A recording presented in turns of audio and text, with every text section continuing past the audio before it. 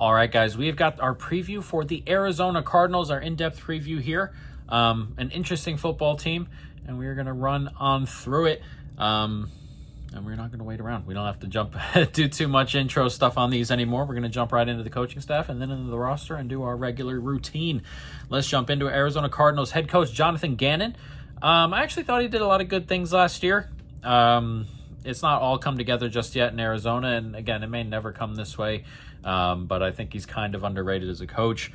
Drew Petzig is the offensive coordinator. This feels like a make or break kind of year for him. His third year here, it's never really gotten past like average. It's been mostly an average offense. It was in as close to average as you can get last year.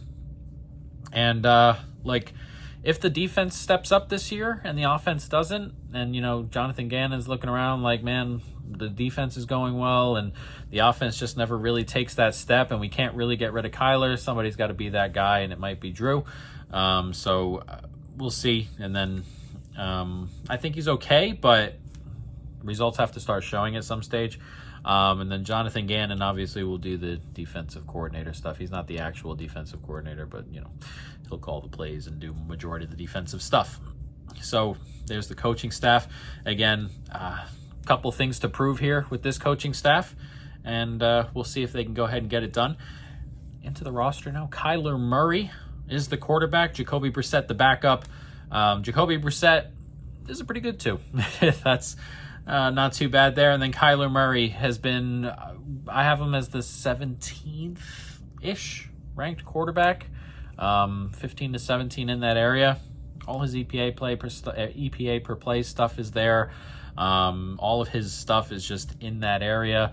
I can't find anything that kind of pushes him out of that average zone, unfortunately. And again, as he gets older, as his legs start to go a little bit, this may go downhill a little bit quicker than maybe expected. And again, they're pretty married to him, contract-wise and stuff like that. So we'll see. But again, like an average quarterback, I don't know what would cause this to jump up like in a insanely positive direction. I'm not so sure what scenario Kyler is like a top 12 guy at the end of the year. But again, top half right now, and good enough again to run a decent offense. So we'll see.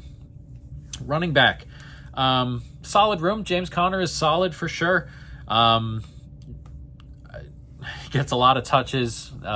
Definitely gets himself a fair share of touchdowns and things. Again, he reminds me of a better Brian Robinson almost, where there's not a ton of explosiveness here, but super solid's going to get you 4 or 5 yards every time he runs. And again, there is explosiveness there, not a ton of it, but he's capable of breaking off long ones, but the base is so solid there. Trey Benson, younger player behind him, Amari DiMarcado, he's okay when he gets his touches, but the third guy here. So again, the running back room, I don't expect it to be flying off the page good, but about as solid as it gets. The floor here is really high for James Conner and them. Again, it's tough to look at production and see him down, I guess, at the average level. But again, I don't necessarily run my numbers that way. I don't run running back numbers that way, because when you look at James Conner on the surface, everything looks really, really good. And again, he's going to get his touchdowns, and he's difficult to tackle by the goal line and stuff like that. And obviously that is super, super valuable. But down to down, again, not super explosive, has it in him to go for some longer runs, of course. But again, that base is super, super solid. There aren't too many backs in the league who are going to get you 4 or 5 every single time they touch the football. So that's what you get with James Conner. Again, a really, really solid running back. Wide receiver is this really interesting group. Marvin Harrison Jr. underachieved last year. He's an interesting case, because watching tape, he's just not separating. And that's just what's going to keep him from making that really next step, from going from a 900 yard yard a year guy to like a 1,300 yard a year guy is that separation. It's that thing that's holding him back. Whether he does it his second year here remains to be seen. Again, I'm not going to, like, I have the wide receiver room like 22nd in the league, and I'm not going to move it up until I see Marvin Harrison do it. Again, the stuff on tape, the analytics, all that stuff behind Marvin Harrison all says that it's kind of difficult to kind of make that jump. And again, he can certainly make it. He's talented enough. Coming out of college, he was talented enough. But until he makes that step, I can't project anything like very, very good, especially with the way Kyler Murray plays. A lot of their big stuff comes down the middle, a lot of rushing and stuff like that. So in terms of projecting Marvin Harrison out, it's up in the air. Again, he's got the talent to be a genuine, really good wide receiver. But again, after his rookie year, the way that yards were not coming his way, the way targets weren't coming his way in terms of just like separating from NFL corners consistently, I need to see it, and we'll see if it happens then.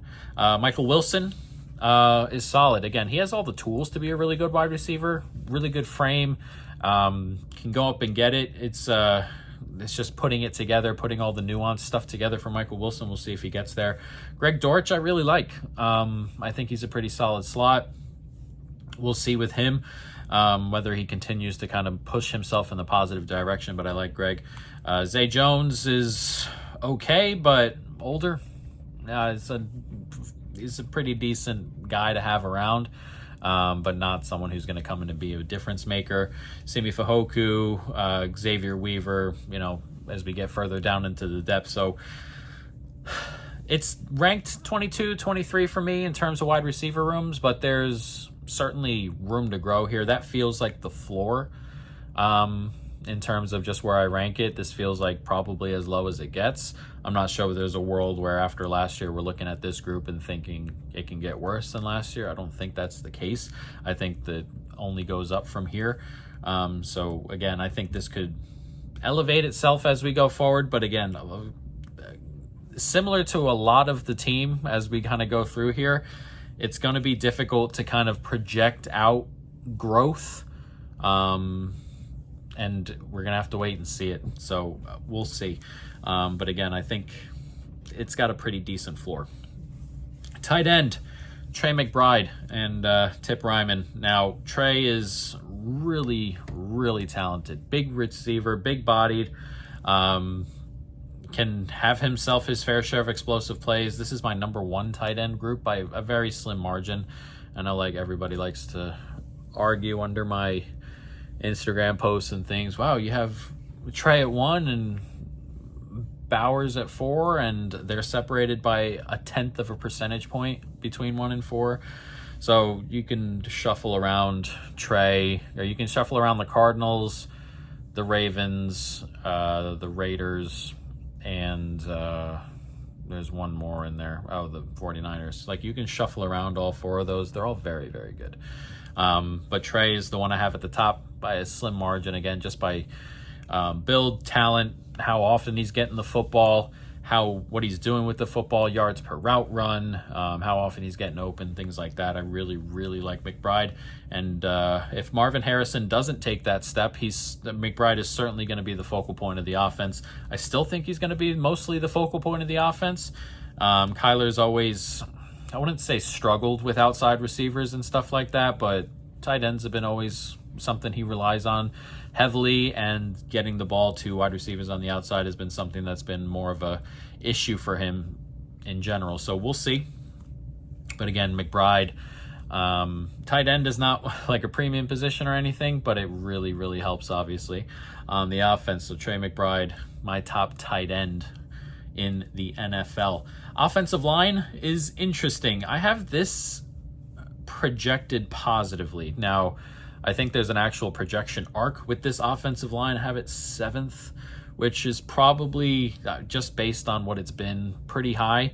But there's room here to grow. Excuse my glasses, guys. I broke these and my new ones don't come till next week. But the run block is good. Last year was 11th in the league in run block win rate. It is a top-end run block unit, or a top 10-ish run block unit. 16th in pass block win rate, which has always felt like they were good run blockers, okay-ish pass blockers. Again, though, I think there's plenty of potential here. Paris Johnson Jr., young, moving in the right direction. Evan Brown at left guard. Galte Froholt at center, who's a really good run blocking center. If he can take a bit of a step at pass blocking, that would be pretty big there. Right guard is where the problem is. I think Isaiah Adams is not very good, and that'll be the problem. If there's going to be a problem, though, it being at right guard is probably where you want it to be on the offensive line. So I think it's workable. We'll see if he can take a just step in the right direction. Jonah Williams is pretty solid at right tackle. So if you can get some growth out of Paris, if you can get some growth out of Froholt, Evan Brown can stay solid. Jonah Williams can be solid. There's potential for this offensive line to really make a jump. And I think Paris Johnson's continuing to move forward in the right direction. And there's solidity pretty much everywhere else except for right guard, as we said. So I may be high on the offensive line, and we may have to bring it down during the season. Again, all of these numbers and things are all very much up in the air. But I kind of like where I have them early as a top 10 offensive line. Defense, this is where everything is. This is a super interesting defense. Gannon's obviously the defensive guy, and you saw some good things last year. We saw some good things scheme-wise, saw some good things in terms of just developing some talent. I mean, he did okay with the corner group he had, which was not a good corner group, and he coached them up a little bit there. It felt good. So we'll see. But we'll start with the defensive line, where there's been a pretty big overhaul here. Josh Sweat comes in from the Eagles to play on the edge. Dalvin Tomlinson comes in from Cleveland, a little bit older, but come in to plug up the middle. They draft Walter Nolan at defensive tackle in the first round. Another one to plug up the middle. It's a lot of change on the defensive line. A group last year that was just not good. It was very, very bad. Not getting a ton of pressure, not stopping the run. It was a bad group, and it's hard to see bringing all these guys in and seeing anything negative. I would be pretty surprised if this wasn't like a top half-ish defensive line, depending on the secondary. We'll get to the secondary in a little bit. Obviously, defensive line can be really, really good, and the secondary can bring a defensive line down a little bit, so we'll see. But in terms of just bringing guys in, they've done a good job. Justin Jones is still there, Zaven Collins still there, Calais Campbell, Baron Browning, who they bought in halfway through last year, they were all on the defensive line. They weren't all great, but now they're the twos, and you're looking at genuinely upgrading the ones and having it was bottom five, but you have that base, that's the second team now. You've brought in talent along the way. If Josh Sweat can get 10 sacks this year, I mean, we're looking at probably a pretty big jump for the defense just overall, let alone on the defensive line. So I like what they've done with the defensive line. They've obviously saw what happened last year. Jonathan Gannon saw a bunch of it and was like, we need to figure this out. They went and threw money at it. Again, I think I like what's happened here. You draft a big guy in the first round of the draft for the D-line. You bring in Josh Sweat, who was very, very good last year for the Philadelphia Eagles, and it's coming from Philadelphia. Jonathan Gannon would know all about it. So, again, I like what's happening there on the defensive line. It just needs to click quickly. It is a very different group. Linebacker, don't like this room very much. This is bottom five for me. Davis Gaither comes in from Cincinnati. Didn't really play well. Whether it's an upgrade at linebacker here, we'll see. Like a 59 PFF grading. Wasn't good.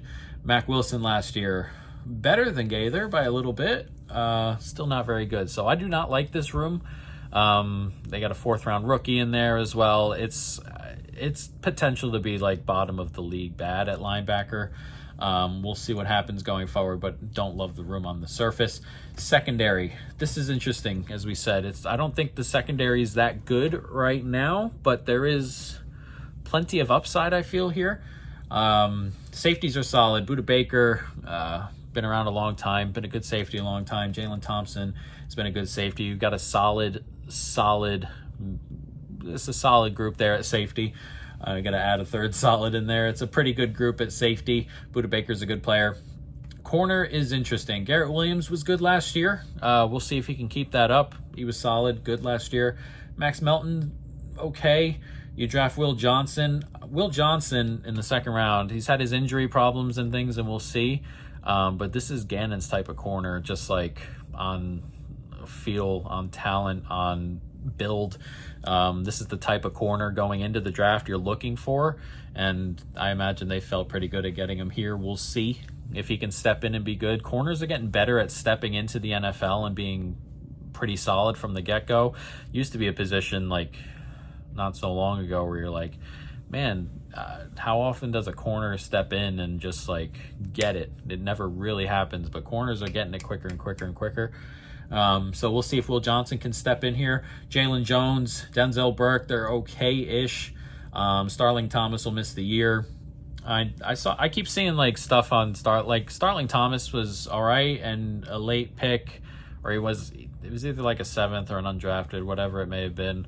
And he had been playing and he'd started the last couple of years. That felt more like we don't have anybody else, because everywhere I looked and my stuff all said that he probably wasn't a starter this year. It's nice depth and things, but I don't think it's like Cardinals lose. I keep seeing those headlines, Cardinals lose a starter at corner. That's not exactly what I felt, but obviously missing a guy for the year is not what you want. You want that depth piece. But again, so there's some solidity here with Garrett Williams and Budda Baker and Jalen Thompson.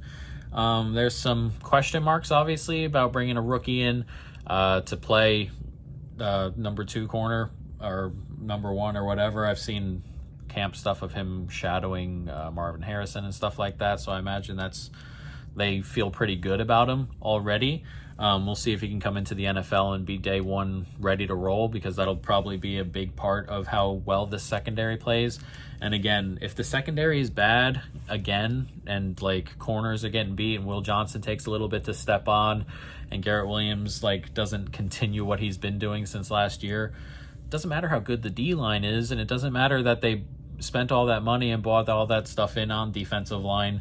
It's just going to be a lot of short, quick, easy throws to take the defensive line out of the game. And yeah, so there's a lot going on here on this defense. Again, there's plenty of upside. Like if the D-line is good and Will Johnson comes in and he's solid and Garrett Williams continues to be solid, you're looking at a pretty big jump just on those two things. But also, if the secondary is just not good and Will Johnson takes a year to kind of get his bearings, which is perfectly normal, then you could see a lot of short passes and people bypassing the defensive line, and all of a sudden the defense continues to be bad. So interesting group, and a lot that's going to be solved. And we'll jump into the schedule because I think a lot of it will be solved pretty quickly. You're at New Orleans week 1 and Carolina at home week 2. At New Orleans is it's like a show me game, it feels like to me. You're going to get either Shuck or Rattler or Hainer at quarterback for the Saints, and a wide receiver group that's still pretty good. Shaheed, Olave, like there's talent there. So we'll see what's up with the defense pretty quickly. If the defense has a bad day off the jump or off the first 2 weeks, you get a Carolina team that's got Bryce Young's kind of, we'll see if he's resurging, and you get Tet McMillan and Chuba Hubbard and players like that, where it's like they're kind of below you, but if your defense can't handle it, then the rest of the season probably looks pretty bleak. If they come in and they pick off Rattler 3 times and Saints score 14 points and then you win the home game against Carolina and you keep them below 20, then there's something to look at and maybe something really good brewing. And then you got at San Francisco, Seattle at home. That'll be a nice test. The Seattle one in particular will be an interesting test of the D-line. If you can get to Darnold, he's going to have a bad day. All you have to do is get to him. We'll find out about the D-line pretty quickly. Tennessee at home, you get a rookie quarterback. There's a spot you're hoping to get a win there. At Indianapolis, not so great quarterback play, in Green Bay at home. So it's an interesting schedule. There aren't a ton of really great teams on this schedule. A lot of teams in the Cardinals area that they'd be hoping to beat. A lot of coin flippy type games on this schedule. After the bye, you're at Dallas, at Seattle, San Fran at home, not an easy stretch. Jacksonville at home, at Tampa, Rams at home, at Houston is another really tough stretch. 2 games on the road, one really good offense, one really good defense, and then the Rams, who are solid all the way around when they're healthy. And then Atlanta, at Cincinnati's tough, and at the Rams. So the last 6 games are tough. At Tampa, Rams at home, at Houston, Atlanta at home, at Cincy, at the Rams. So if you want a playoff spot, like if this is a playoff football team, you're going to have to win your early games. Like you're going to have to start 2-0, like 3-1, 4-1. You're going to have to be, 5-2-ish going into the bye, it feels like, or 4-3. You're going to have to be positive going into the bye at least. Again, you want to win the New Orleans game, Carolina game. You're at San Fran, who gave up that big lead to the Cardinals last year. Seattle at home, you want to win. Tennessee at home, you want to win. At Indy, win a bowl. So you really need to go into the bye with a positive record and then kind of win the games you have to win the back end and compete. Like, are we competing or are we not competing down the stretch here? So, look, it's an interesting team. The schedule's interesting. Again, nothing elite, but nothing easy, really. And yeah, so I like the base, and there's a decent amount of upside here.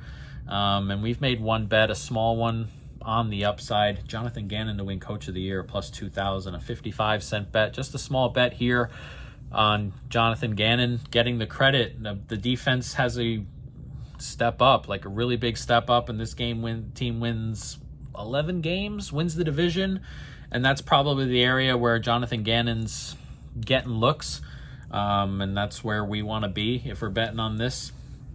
And I think it's very possible, but they got to come out of the gate strong, and they got to continue up, and the defense has to take a step, and Marvin Harrison has to take a step, and the offensive line has to be good, and Kyler Murray has to not regress. So there are things that have to happen for this bet to cash. Again, it's 20-1. It's not a gimme or anything like that, but I see a world here. And if I want to bet on the upside, I want to really bet on the upside. And division 5-1 is not really enough here in terms of betting on the upside. I don't want to bet 1 seed stuff. Don't want to bet playoff stuff.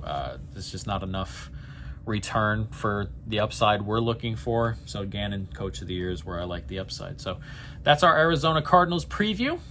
And yeah, very interesting football team.